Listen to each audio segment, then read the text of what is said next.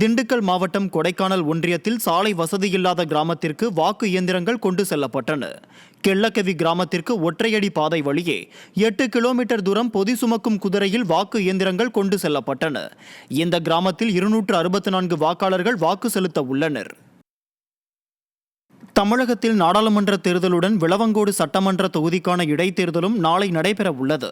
அதற்காக 272 வாக்குச்சாவடிகளில் 22 வாக்குச்சாவடிகள் பதற்றமானவை என தெரிவிக்கப்பட்டுள்ளது. 2,37,382 வாக்காளர்கள் நாளை வாக்களிக்க உள்ள நிலையில் மேல்புறம் ஊராட்சி ஒன்றிய அலுவலகத்தில் வைக்கப்பட்டிருந்த இயந்திரங்கள் வாக்கு மையங்களுக்கு அனுப்பப்பட்டன. திண்டுக்கல் மாவட்டம் கொடைக்கானலில் உள்ள மலை கிராமங்களுக்கு வாக்குப்பதிவு இயந்திரங்கள் குதிரைகள் மூலம் கொண்டு செல்லப்பட்டது. நாளை நடைபெற உள்ள நாடாளுமன்ற தேர்தலை முன்னிட்டு பழனி மற்றும் கொடைக்கானல் பகுதிகளுக்கு வாக்குப்பதிவு இயந்திரங்கள் கொண்டு செல்லும் பணிகள் துவங்கியது. இந்த நிலையில் வாக்குப்பதிவு இயந்திரங்கள் பழனியிலிருந்து கொடைக்கானலுக்கு கொண்டு செல்லப்பட்டு அங்கிருந்து மலை கிராமங்களான வெள்ளக்கவி, சின்னூர், பெரியூர் ஆகிய பகுதிகளுக்கு குதிரைகள் மூலம் அனுப்பி வைக்கப்பட்டன.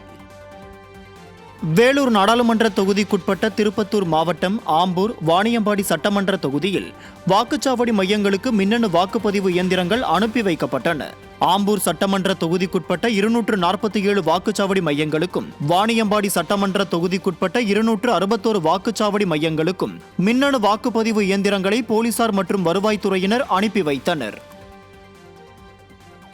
தருமபுரி நாடாளுமன்ற தொகுதிக்குட்பட்ட சேலம் மாவட்டம் மேட்டூர் சட்டமன்ற தொகுதியில் வாக்குச்சாவடி மையங்களுக்கு வாக்குப்பதிவு இயந்திரங்கள் அனுப்பி வைக்கப்பட்டன. சேலம் மாவட்ட ஆட்சியர் அலுவலகத்தில் இருந்து மேட்டூர் சட்டமன்ற தொகுதியில் 316 வாக்குச்சாவடி மையங்களில் 382 மின்னணு வாக்குப்பதிவு இயந்திரங்கள், கண்ட்ரோல் யூனிட், 413 விவிபேட் உள்ளிட்ட தளவாட பொருட்கள் அனுப்பி வைக்கப்பட்டன.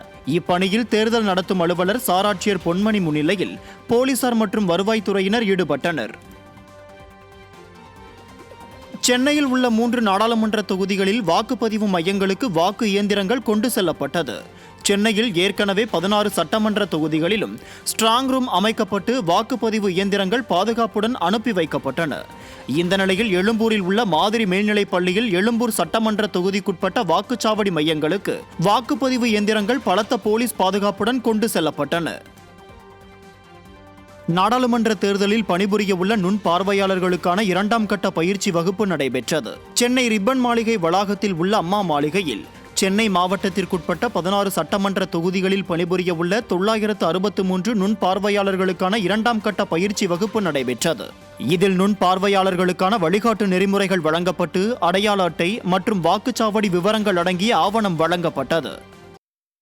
பாஜக கூட்டணி வேட்பாளர் பாரிவேந்தர் அலுவலகம் அருகே உள்ள தனியார் தங்கும் விடுதியில் வருமான வரித்துறையினர் திடீர் சோதனையில் ஈடுபட்டனர்.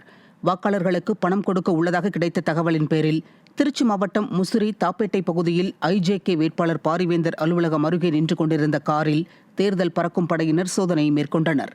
இதையடுத்து அப்பகுதியில் உள்ள தனியார் தங்கும் விடுதியில் வருமான வரித்துறை அதிகாரிகள் சோதனை நடத்தியதால் பரபரப்பு ஏற்பட்டது.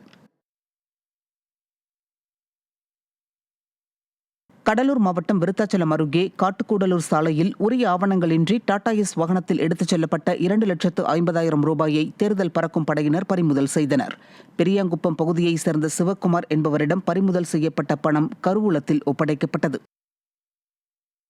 விருதுநகர் மாவட்டம் சாத்தூர் அருகே உரிய ஆவணங்கள் இன்றி இருசக்கர வாகனத்தில் எடுத்து செல்லப்பட்ட 6 லட்சம் ரூபாயை தேர்தல் பறக்கும் படையினர் பறிமுதல் செய்தனர்.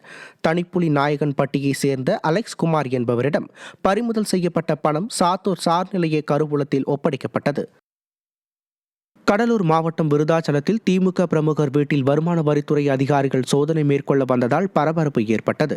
நாடாளுமன்ற தேர்தல் வாக்குப்பதிவு நடைபெற உள்ள நிலையில் தமிழகத்தில் உள்ள பல்வேறு இடங்களில் வருமான வரித்துறை அதிகாரிகள் சோதனை மேற்கொண்டு வருகின்றனர். அதன் ஒரு பகுதியாக வள்ளலார்குடில் அருகே உள்ள திமுக ஒன்றிய இளைஞரணி துணை அமைப்பாளர் வசந்த் என்பவர் வீட்டிற்கு சென்ற வருமான வரித்துறை அதிகாரிகள் வீட்டில் யாரும் இல்லாத காரணத்தால் சிறிது நேரம் காத்திருந்து பின்னர் அங்கிருந்து திரும்பிச் சென்றனர். இதனால் அப்பகுதியில் பரபரப்பு ஏற்பட்டது.